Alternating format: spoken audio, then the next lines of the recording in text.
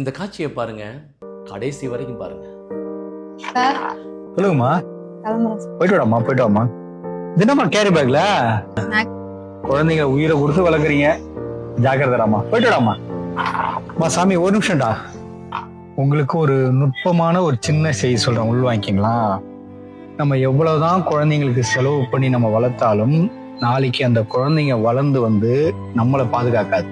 அதனுடைய குழந்தைங்களை தான் பாசத்துடன் பாதுகாக்கும்.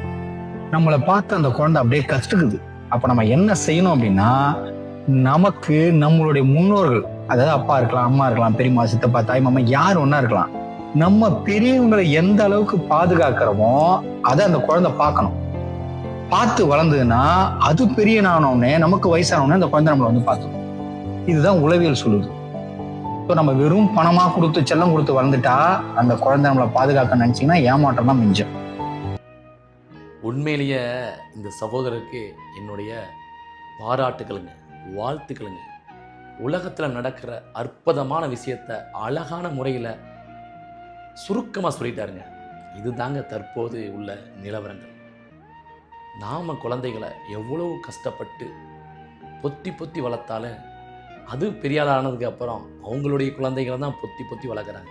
ஏன்னா நம்ம அப்படி வளர்த்துருக்கோம் குழந்தைகளை. அதனால் உங்களுடைய தாய் தகப்பனை நீங்கள் வந்து கண் கலங்காமல் நீங்கள் வச்சுக்கிட்டிங்கன்னா உங்களுடைய குழந்தைகளும் உங்களை கண் கலங்காமல் வச்சுக்கிடுவாங்க.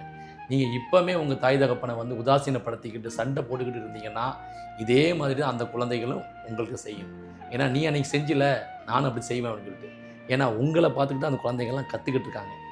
அதனால் நம்ம நல்லதே செய்வோம், நல்லதே வந்து சொல்லுவோம். குழந்தைகளுக்கு கஷ்டப்படுத்தாமல் உங்களை வளர்த்துக்கிட்டு இருக்கோம் அப்படின்னு சொல்லி வளங்க. அப்போ தான் அந்த குழந்தைகளுக்கு கஷ்டம்னா என்ன தெரியும். உண்மையில் இந்த சகோதரருக்கு என்னுடைய வாழ்த்துக்கள். நீங்களும் இவருக்கு ஒரு வாழ்த்து சொல்ல மறந்துடாதீங்க. ஸோ நம்ம வெறும் பணமா கொடுத்து செல்லம் கொடுத்து வளர்ந்துட்டா அந்த குழந்தை நம்மளை பாதுகாக்க நினைச்சீங்கன்னா ஏமாற்றம் தான் மிஞ்சம். என்ன செய்தி சொல்லணும்னு தோணுச்சு மகளுக்கு, அதனால சொன்னேன். ஜாகிரதை போயிட்டு விடாமா. பாய். இந்த வாழ்வு என்பது அந்த தெய்வம் தந்தது.